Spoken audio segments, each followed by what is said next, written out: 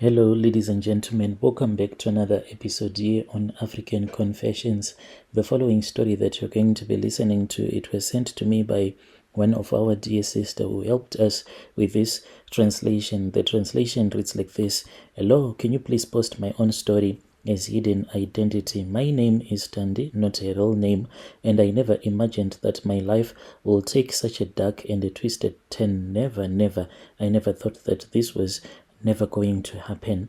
I was a married woman. I was happy, living what seemed to be a normal life with my husband here in our country in South Africa.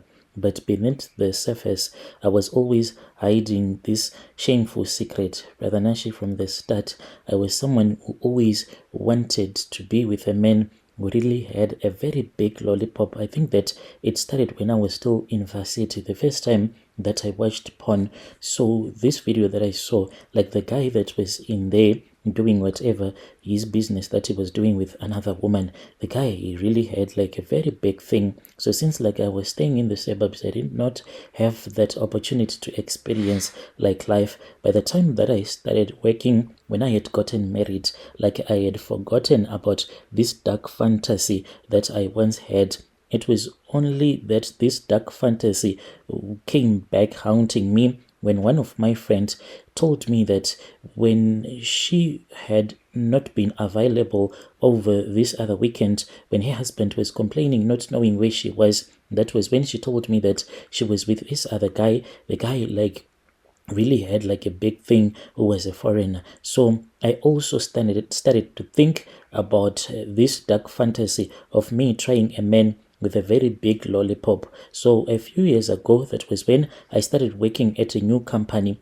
That was where I met this other guy who became my supervisor. This guy, he was from Zim. He was charming, very confident, and he had a way of making me to feel special in a way that I had never felt in a couple of years. My marriage, as for my marriage, I can say that it was just cold. There was no love, and I was busy craving for attention. So when this guy started showing that he had interest in me, making some jokes, and these jokes, they were not okay, I could not even resist.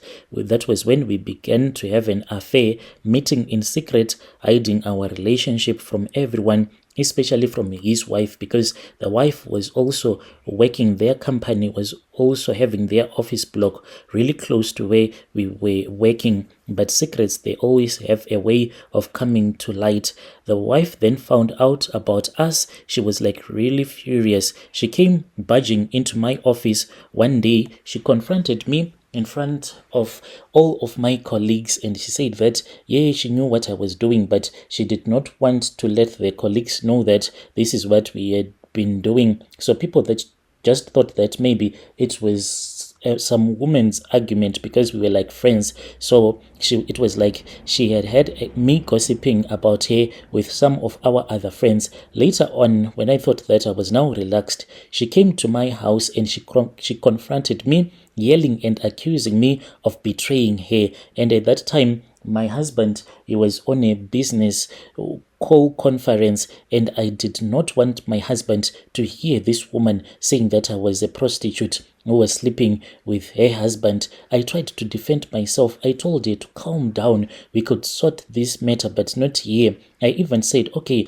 how about we go somewhere, then we can have a discussion, not in front of my kids or my husband. It was only me and her outside. But before I could say that much, she wanted to scream. Brother Nash, the moment that she wanted to scream, to call out to my husband, that was when I launched at her and I hit her really bad. And then when she left, she told me that she was going to see what she could do, and I will never forget the hatred that I saw in her eyes. After that confrontation, the wife, then I heard that she had left for Zim. So all along, me and the husband, we always would go to some bookings, then we would sleep there, then we will go, each other will go back to their partners. because of what had happened, we did not have the time, so we could only sneak out. He would pretend as if he's going to a meeting, and I will pretend sometimes we'll just do it in the car. So with everything that was happening, there was this other time when I had forgotten my underwear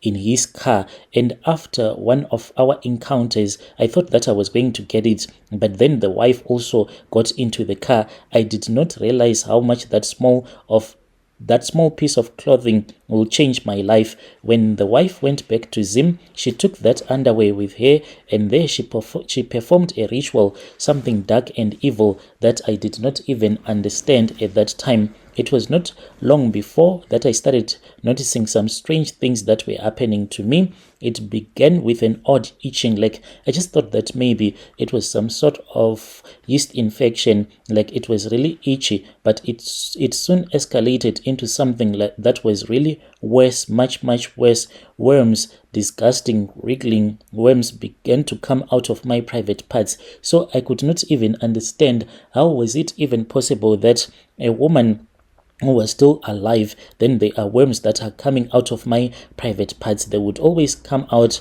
when I was on my periods at first, and they began to come out of my private parts. I went to different doctors, tried every medication in secret. I never told my husband because I did not want him to see that this is what was happening to me. Nothing worked. The worms continued to haunt me, and a reminder of what I had done, but the curse did not stop with me. Last year, my husband, who had no idea about my affair, became a victim as well. His health began to deteriorate rapidly. I did not even think about it that each and every time that I was sleeping with my own husband, I was also giving these worms to him. His health was no longer okay. One night, the unthinkable happened. He woke up screaming in agony, clutching himself, and when I rushed to see what was going on, I saw it. His manhood, it was so swollen. It was really big, like a balloon, and it wanted to explode. And when we rushed him to the hospital, then he was rushed to theater, and it was already too late. It exploded. Even the nurse said that she did not even know what was going on, because the nurse said that after the explosion, there were worms that were all over the private parts, as if they had been eating him alive from the inside. The pain, the blood, the screams, I'll never forget that night. My husband passed away, his body destroyed by that same curse that I brought upon our family.